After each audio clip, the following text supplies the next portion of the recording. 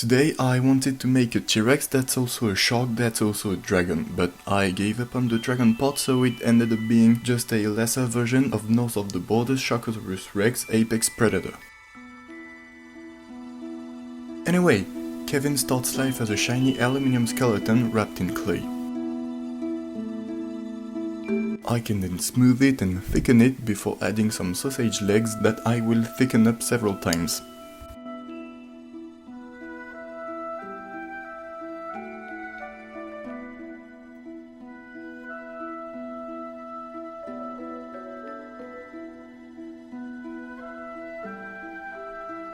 And with the frame finally formed, I can fit the face and finish forming the thinner features.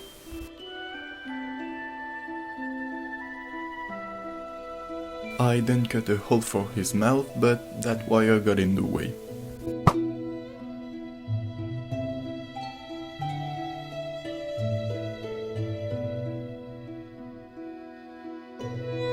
And with the head mostly done, I can finish the shape of the body with some extra long wormy dealies.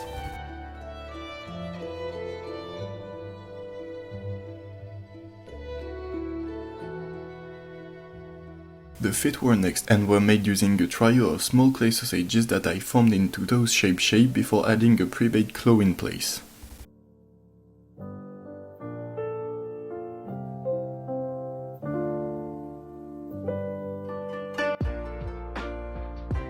I then added a worm of clay on top so that it doesn't look so bland.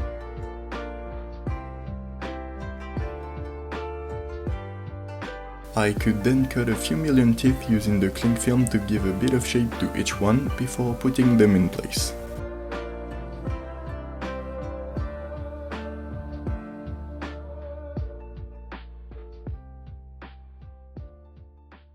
Next, I quickly formed his dorsal fin by pinching a wonky ball of clay and setting it in place.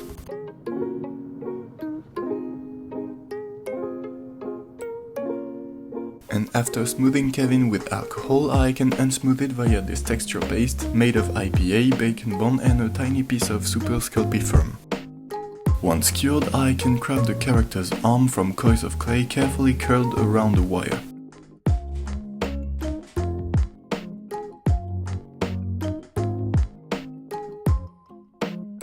And with the tiniest bit of muscle definition, Kevin is done and just needs a base, which I made by cutting a circle of XPS foam with the hot wire table.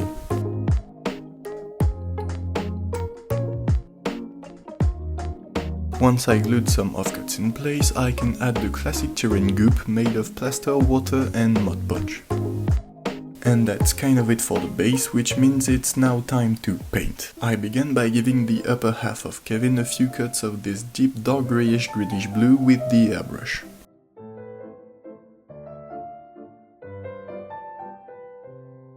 And his belly got a few coats of this slightly grey, slightly warm white.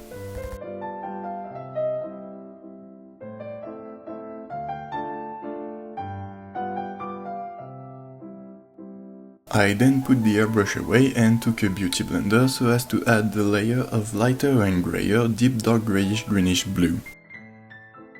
Then I proceeded to paint the various leather belts with that beloved leather brown.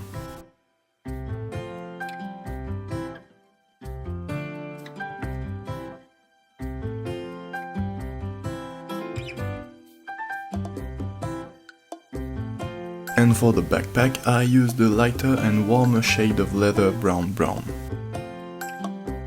Then, since I did not like the paint job enough, I voluntarily stained the model brown so that I have an opportunity to repaint it. Once I struggled color matching the stained part, I can add a bit of texture on the leather by stippling lighter shades of brown. Finally, for the base, I base coated it in a dark brown, then dry brushed two lighter browns on top.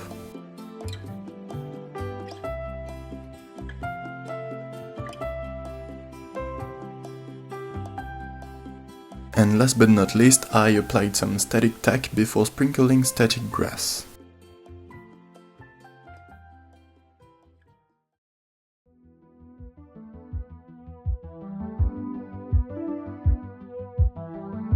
And with that, I think we're all set to admire this small craft.